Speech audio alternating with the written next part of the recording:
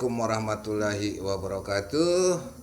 Mudah-mudahan Anda, saya, dan kita semua selalu dalam lindungan Allah Subhanahu wa Ta'ala. Amin. Baiklah, pada kesempatan ini kita akan lanjutkan materi kita masih tentang statistik, yaitu ukuran letak meliputi kuartil, desil, persentil dari data tunggal dan data kelompok. Kali ini kita akan membahas desil, baik dari data tunggal maupun data kelompok. Langsung saja ke pokok persoalannya. Desil dari data kelompok. Untuk menentukan desil dari data berkelompok dapat digunakan rumus berikut.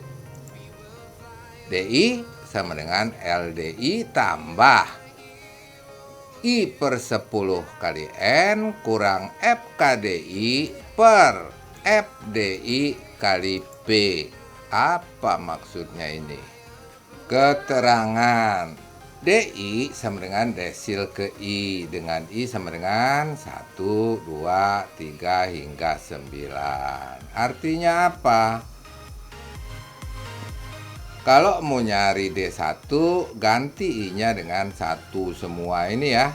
Kalau mau nyari D2 ganti I-nya dengan 2. Kalau mau nyari D3 ganti I-nya dengan 3 dan seterusnya. Kalau mau nyari D9 ganti I-nya dengan 9, nggak ada D10 ya.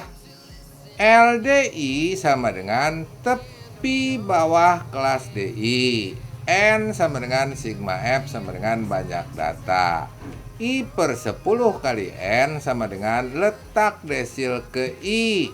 FKDI sama dengan jumlah frekuensi kelas interval sebelum DI. FDI frekuensi kelas interval kelas DI.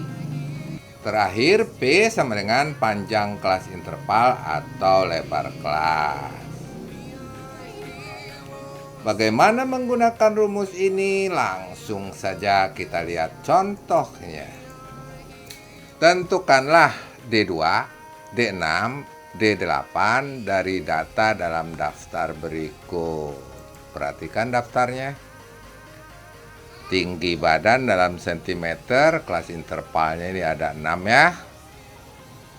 Kemudian frekuensinya berturut-turut 10, 16, 20, 27, 15, 12. Total frekuensi atau jumlah frekuensi 100. Bagaimana menyelesaikan D2, D6, dan D8? Langsung saja penyelesaian. Rumusnya sambil diingat ditulis dulu ya. DI sama dengan LDI tambah I per 10 kali N dikurangi FKDI per FDI kali P. Sekarang kita akan menentukan D2 dulu. Menentukan D2. Rumusnya I-nya diganti 2 ya, menjadi D2 sama dengan LD2 tambah 2 per 10 kali N dikurangi FKD2 per FD2 kali P.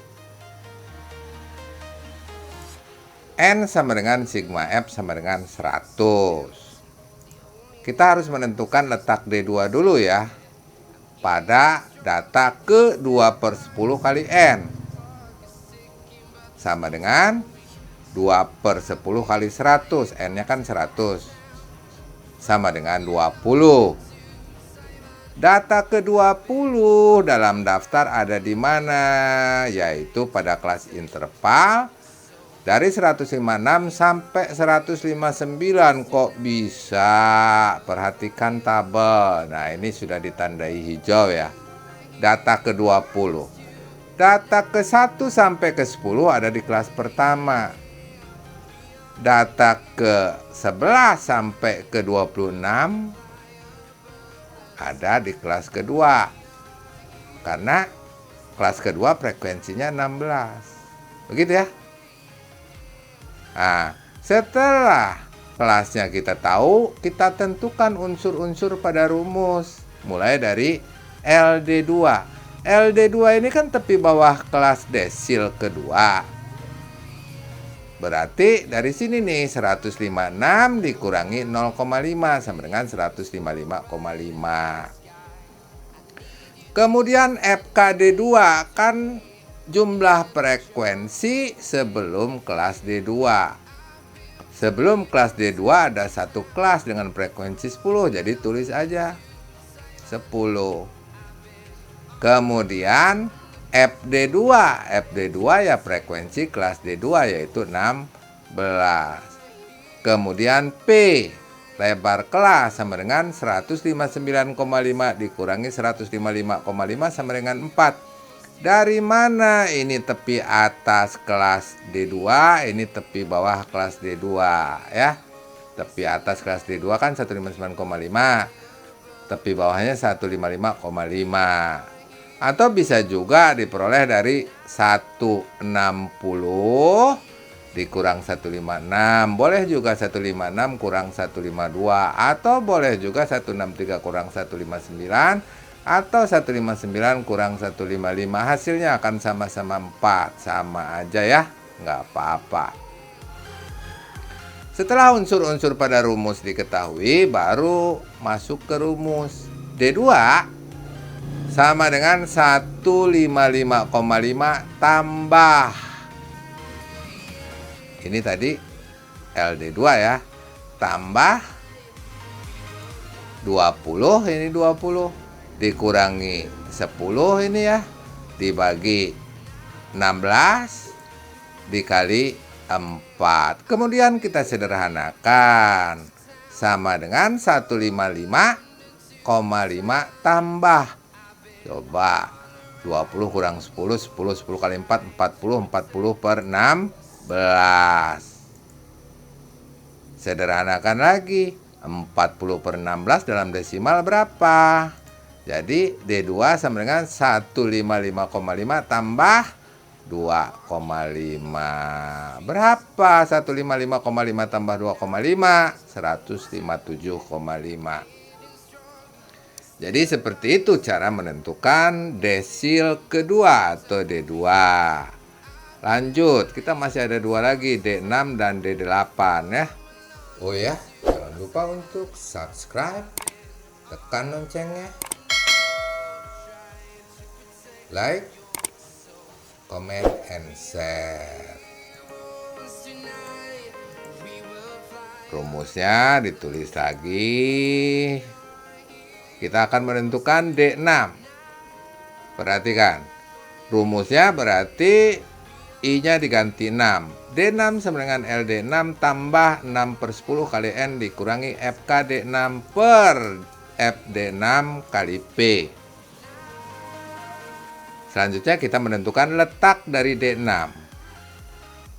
N-nya dulu. N sama dengan sigma F sama dengan 100. Letak D6 pada data ke 6 per 10 kali N. N-nya tadi 100, jadi 6 per 10 kali 100 sama dengan 60. Data ke 60 yaitu pada kelas interval 164 sampai 167. Perhatikan tabel. Bener nggak tuh yang ke 60? Nah, yang ini. Coba kita hitung, bener nggak di sini? 10 tambah 16. 26 tambah 20. 46. 46 itu data terakhir di kelas ketiga ya. 47 sampai 73 itu ada di kelas yang ini, di kelas keempat. Berarti data ke-60 juga di kelas keempat. Begitu ya. Nah, sekarang kita tentukan LD6. LD6 sama dengan berarti kan tepi bawah kelas D6 ya. 164 nih dikurang 0,5. Jadilah 163,5. Kemudian FKD6, jumlah frekuensi sebelum kelas D6. Kan 10 tambah 16 tambah 20 ya. 46. Kemudian FD6 yang ini 27. Kemudian P sama dengan lebar kelas 167,5 dikurangi 163,5 sama dengan 4. tepi atas dikurangi tepi bawah pada kelas D6, atau 168 kurang 164 atau 164 kurang 160 boleh juga ya, sama aja hasilnya 4. Kemudian kita masuk rumus D6 sama dengan LD6 tadi ya, 163,5 tambah 60 nih dikurang 46 yang ini dibagi 27 yang ini kali 4 yang ini. Sederhanakan, 60 kurang 46 dikali 4 bagi 27 sama dengan 163,5 tambah 56 ya per 27. 56 per 27 dalam desimal berapa? Kita sederhanakan lagi menjadi D6 sama dengan 163,5 tambah 2,07.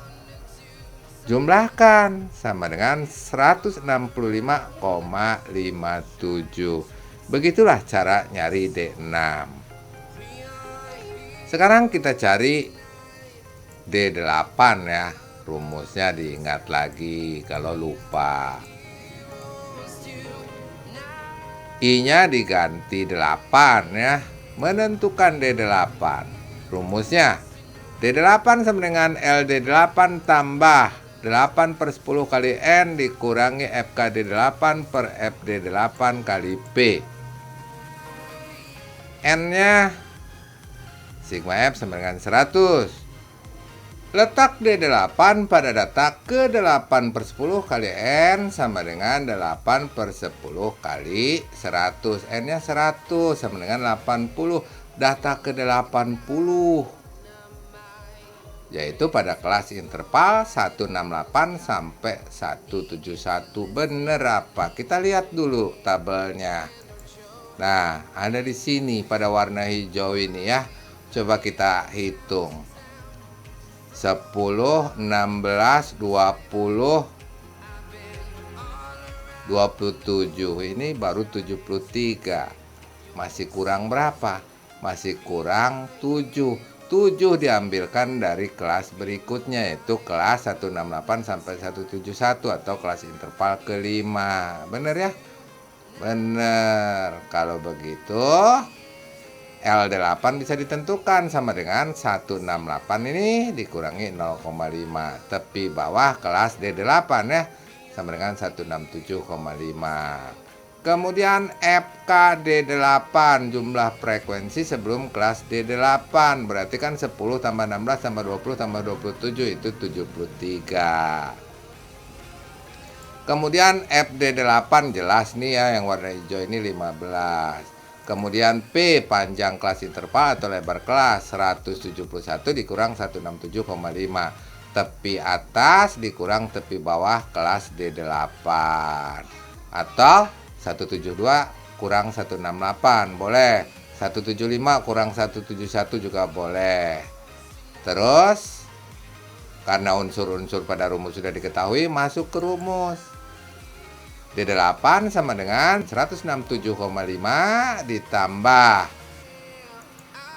80 ini ya, dikurangi 73 ini, dibagi 15 ini, dikali